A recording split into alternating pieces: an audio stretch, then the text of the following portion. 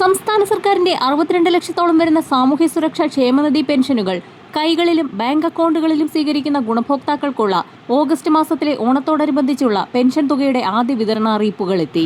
ഓണത്തോടനുബന്ധിച്ച് ഗുണഭോക്താക്കൾക്ക് 2 ഗഡു പെൻഷൻ തുകയായ 4000 രൂപ വരെ വിതരണം ചെയ്തേക്കുമെന്നുള്ള അറിയിപ്പുകൾക്ക് പിന്നാലെയാണ് സംസ്ഥാനത്ത് ക്ഷേമ പെൻഷൻ നേരിട്ട് വിതരണം ചെയ്യുന്ന രീതിയിൽ മാറ്റം വരുത്തുന്നതുമായി ബന്ധപ്പെട്ട് നിലനിൽക്കുന്ന സംശയങ്ങളിൽ സംസ്ഥാന സർക്കാർ ഔദ്യോഗിക വിശദീകരണവുമായി ഇപ്പോൾ രംഗത്തെത്തിയിരിക്കുന്നത്. പുതിയ സർക്കാർ അധികാരത്തിലെത്തുന്ന സാഹചര്യത്തിൽ പെൻഷൻ തുക അടിസ്ഥാന പെൻഷൻ എന്ന ഇനത്തിൽ 3000 രൂപ വീതമാക്കി വിതരണം ചെയ്യുമെന്ന് സർക്കാർ നേരത്തെ തന്നെ അറിയിച്ചിരുന്നു. പെൻഷൻ 3000 രൂപയിലേക്ക് ഉയർത്തുന്നത് സംബന്ധിച്ചുള്ള നടപടിക്രമങ്ങളുടെ ഭാഗമായാണ് പുതിയ മാറ്റമെന്നാണ് സർക്കാർ അറിയിച്ചിരിക്കുന്നത്.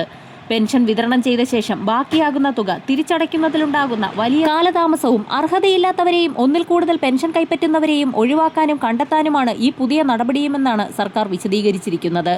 കൂടാതെ കേന്ദ്ര സർക്കാരിന്റെ DBT നിർദ്ദേശങ്ങൾ പാലിക്കാത്തത് മൂലം കേന്ദ്ര ധനസഹായം നഷ്ടപ്പെടുന്നത് ഒഴിവാക്കാനാണ് പെൻഷൻ വിതരണം ബാങ്ക് അക്കൗണ്ട് വഴി ആക്കുന്നതെന്നും സർക്കാർ വ്യക്തമാക്കി. നിലവിൽ 27 ലക്ഷത്തോളം വരുന്ന ഗുണഭോക്താക്കൾക്ക് അക്കൗണ്ട് നമ്പറുകൾ നൽകിയിട്ടുള്ള മുറയ്ക്ക് അക്കൗണ്ടുകളിലേക്കും 24 ലക്ഷത്തോളം വരുന്ന ഗുണഭോക്താക്കൾക്ക് കൈകളിലേക്കുമാണ് പെൻഷൻ വിതരണം നടന്നുകൊണ്ടിരിക്കുന്നത്. ഓഗസ്റ്റ് മാസത്തിൽ ഗുണഭോക്താക്കൾക്ക് ഈ രീതിയിൽ തന്നെയാകും വിതരണം ആരംഭിക്കുന്നതെന്നും കൈകളിൽ തുക സ്വീകരിച്ചുകൊണ്ടിരിക്കുന്ന ഗുണഭോക്താക്കൾക്ക് DBT സംവിധാനത്തിലേക്ക് മാറുന്നതിനായി സമയം അനുവദിക്കുമെന്നും സർക്കാർ വ്യക്തമാക്കി. സർക്കാരിന്റെ പുതിയ ഉത്തരവ് ഇപ്പോൾ വന്നിരിക്കുകയാണ്. സർക്കാരിന്റെ പുതിയ ഉത്തരവ് പ്രകാരം പൂർണ്ണമായും കിടപ്പ് രോഗികളായ ഗുണഭോക്താക്കൾക്കൊഴികെ മറ്റെല്ലാ സാമൂഹ്യ സുരക്ഷാ ക്ഷേമനിധി ബോർഡ് പെൻഷൻ ഗുണഭോക്താക്കൾക്കും ഇനി മുതൽ പെൻഷൻ തുക ബാങ്ക് അക്കൗണ്ടുകളിലേക്ക് നേരിട്ടെത്തും. ഡയറക്ട് ബെനിഫിറ്റ് ട്രാൻസ്ഫർ അഥവാ DBT സംവിധാനത്തിലൂടെ ആധാറുമായി ബന്ധിപ്പിച്ച ബാങ്ക് അക്കൗണ്ടുകളിലേക്കാണ് തുക കൈമാറുക.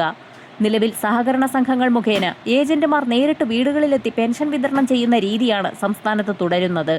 എന്നാൽ വിതരണം ചെയ്യാതെ ശേഷിക്കുന്ന തുകകൾ സമയബന്ധിതമായി സർക്കാരിലേക്ക് തിരിച്ചടയ്ക്കുന്നതിലെ കാലതാമസം, സേവന പോർട്ടലിലെ രേഖപ്പെടുത്തലുകളിലുള്ള പൊരുത്തക്കേടുകൾ എന്നിവ വലിയ പ്രതിസന്ധി സൃഷ്ടിച്ചിരുന്നു. ഇതുകൂടാതെ അർഹതയില്ലാത്തവർക്കും ഒരേ വ്യക്തിക്ക് ഒന്നിലധികം തവണ പെൻഷൻ ലഭിക്കുന്ന സാഹചര്യത്തിനും തടയിടാനാണ് സർക്കാർ ഈ പരിഷ്കാരം കൊണ്ടുവന്നിരിക്കുന്നതെന്നാണ് ഉത്തരവിൽ പറഞ്ഞിട്ടുള്ളത്. 2016 LDF സർക്കാർ അധികാരത്തിൽ വന്നത് മുതലാണ് ആവശ്യപ്പെടുന്നവർക്കെല്ലാം പ്രാഥമിക സഹകരണ ബാങ്കുകൾ വഴി പെൻഷൻ വീട്ടിലെത്തിക്കുന്ന പദ്ധതി ആരംഭിച്ചത്. നിലവിൽ പെൻഷൻ വാങ്ങുന്ന ആകെ 52 ലക്ഷത്തോളം ഗുണഭോക്താക്കളിൽ 23 ലക്ഷം പേരും നേരിട്ട് പണം കൈപ്പറ്റുന്നവരാണ്.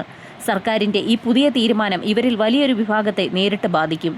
കിടപ്പ് രോഗികൾക്ക് പുറമെ അംഗപരിമിതർ, അവശരായവർ, ആശ്രയിക്കാൻ വിശ്വസ്തരില്ലാത്തവർ, സമീപത്ത് ബാങ്കുകളോ ATMകളോ ഇല്ലാത്തവർ എന്നിവർക്കെല്ലാം നിലവിലെ നേരിട്ടുള്ള വിതരണ രീതി വലിയ ആശ്വാസമായിരുന്നു.